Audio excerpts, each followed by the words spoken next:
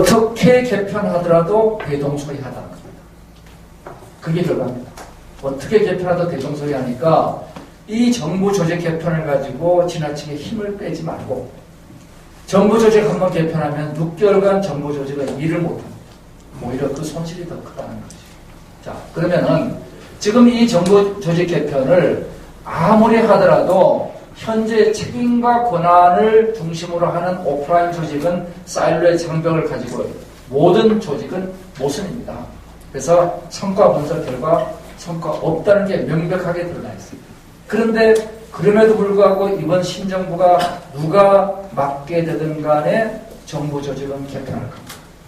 그것도 왕창 개편할 겁니다. 6개월간 정부 조직은 일을 못할 거예요. 이걸 어떻게 해야 될 것이냐. 결국 온라인과 오프라인이 융합하는 정부를 만들어야 됩니다. 그래서 오프라인에서 발생하는 모든 정보의 데이터가 온라인에서 빅데이터로 만들어지고 이것을 우리 인공지능을 활용해서 전체를 최적화하는 이런 구조로 가야 되는 거예요. 그래서 구체적인 형태를 보면은 데이터를 오프라인 개별 행정에서 수집해서 이것을 클라우드에서 보안 상태로 공유할 수 있어야 된다. 이게 미국이 지금 미국의 정부 2.0으로 이동하면서 한 제일 중요한 일이 쉐어드 서비스 센터입니다. 이게 클라우드 기반의 정보 공유 센터고 코워크 센터입니다. 여기서 클라우드 상태에서 보안과 공유를 하고 있다는 것은 미 국방성이 클라우드에 데이터를 올립니다. 이 공유한다고 해서 보안이 안 되는 게 아닙니다. 비밀화, 암호화를 통해서 보안을 하고 공유를 하는 거죠. 그리고 이제 여기에 이렇게 되면 인공지능 기반의 개방정부 서비스들이 만들어집니다. 모든 부처마다 부처에는 기술 혁신 업무가 있습니다.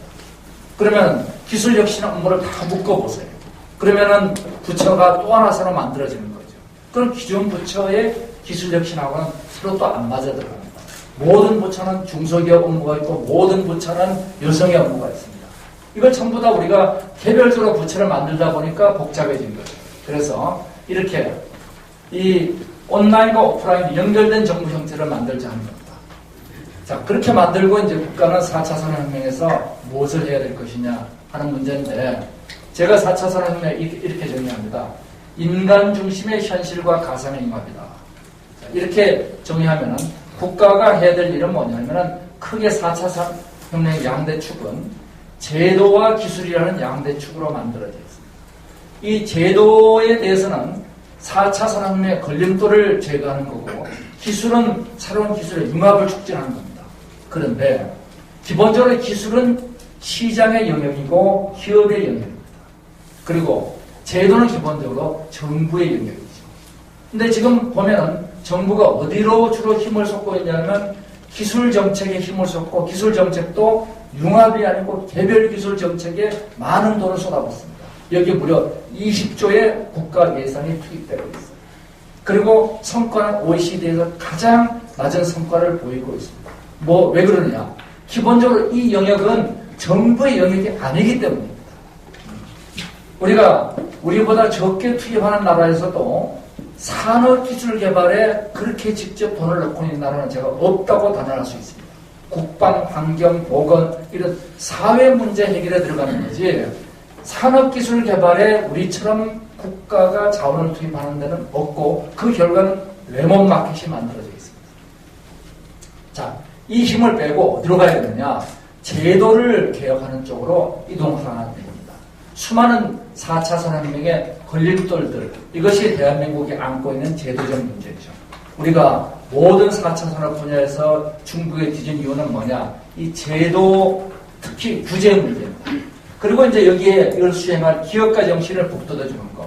이 세 가지가 우리 4차 산업혁명의 3대 국가 정책이죠. 자, 여기서 가장 중요한 건 규제 문제를 풀어주는 것. 이 중에서 더욱 중요한 건 지금 말씀드린 데이터 규제입니다. 자, 그러면은 이 걸림돌에서 제일 중요한 게 뭐냐? 데이터 수집, 그리고 빅데이터 구축, 인공지능과 융합, 이 문제를 우리가 풀어줘야지 4차 산업혁명의 국가 대응이 되죠.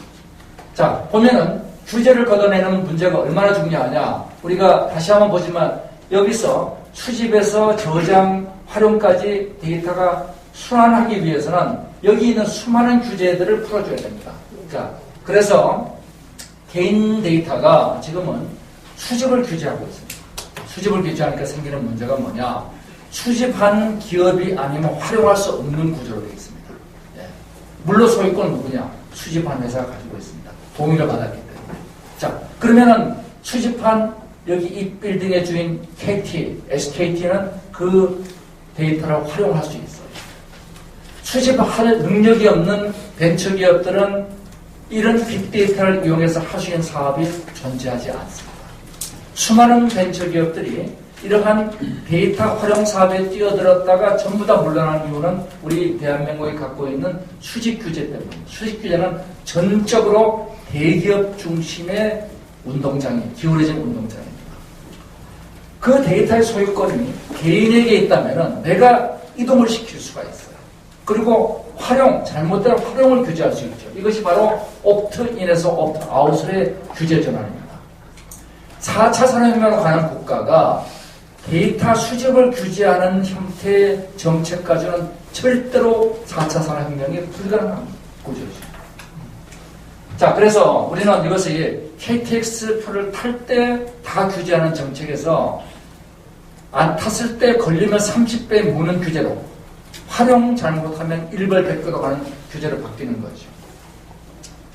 이 데이터 수집 활용의 포괄적 정책, 이것이 이 4차 산업혁명으로 가는 첫 번째 걸림돌이랑 두 번째는 우리 클라우드의 빅데이터를 구축하는 겁니다. 개인 집의 금고가 안전하냐, 은행 금고가 안전하냐? 개인 집 금고보다 은행 금고가 안전합니다. 그러면은 개인 병원의 서버가 안전하냐, 클라우드의 서버가 안전하냐? 클라우드 서버가 안전합니다. 그런데 우리는 클라우드에 개인 의료 정보가 못 올리게 되어 있었습니다. 그러니까 개인 의료 정보들이 어디 있느냐? 개별 병원에 있습니다. 개별 병원의 서버는 보안 시스템이 없다고 봐도 됩니다. 그래서 거기 있는 데이터는 다 틀렸습니다. 개인이 병원을 평택 성춘병원에 갔다가 여기 삼성 서울병원 오게 될 경우 내 의료 기록은 양쪽에 흩어져 있습니다. 종합 진료를 받으려면 당연히 개인 의료는 클라우드에서 통합이 되어 있어야 됩니다. 당연히 개인 퍼스널 헬스 레코드는 클라우드에 올라가는 게 원칙입니다. 이게 미국의 원칙이에요. 근데 한국은 못 올리게 되어 있습니다. 이런 정말 4차 산업혁명 도저히 못 가게 하는 규제들이 우리 발목을 잡고 있죠. 그래서 결과적으로 이 4차 산업혁명의 데이터는 클라우드 기본 데이터입니다. 왜냐하면 클라우드를 왔다 가야 되니까. 그런데 클라우드 트래픽이 우리가 OECD 최저 3%. 온갖 규제 때문에 생기는 문제예요. 자, 국정원의 클라우드 규제 협파. 이거 없이는 대한민국 앞으로 한 발자국도 지금 못 움직입니다. 세종시에 이동한 공무원들, 그리고 혁신도시에 있는 수많은 임직원들, 되게 공기업들이죠. 그들이 정말 행정의 효율성을 올릴 수 있는 유일한 방법은 클라우드를 통한 연결 구조인데 이 연결 구조를 철저히 우리는 두드려 맞고 있죠. 각 부처가 클라우드 우선 정책을 강력히 추진해야 됩니다. 이거 없이는 우리가 앞으로 갈 수가 없습니다. 그리고 인공지능의 개방 생태계를 활용해야 되는데, 자, 인공지능 굉장히 중요해요. 그렇지만 우리가 PC의 OS를 다 만들 필요가 없듯이 인공지능을 모든 국가들이 다 만들 필요는 없습니다. 그건 이미 다 소스 코드까지 다 개방됐습니다. 그래서 구글이 개방했고 마이크로소프트가 개방했고 IBM이 다 개방했습니다. 그래서 이 개방 생태계를 우리가 활용해야 되는데 이 개방 생태계 활용하면 굉장히 문제가 쉽습니다. 그리고 이건 굉장히 빠른 속도로 개방 생태계에서 인공지능 자체가 진화해 가고 있죠. 이것을 우리만의 갈라파고스를 만들어서 쓰겠다고 하면 이것은 더 이상 대한민국이 세계를 앞서갈 수가 없습니다.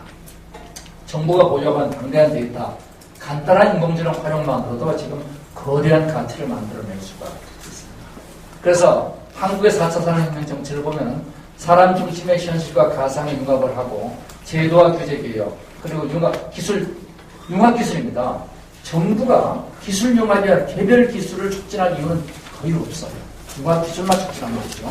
그리고 마지막으로 사람에게 이로운 일을 하는 게 되겠죠. 그 다음 융합민주주의 문제에 들어가겠습니다.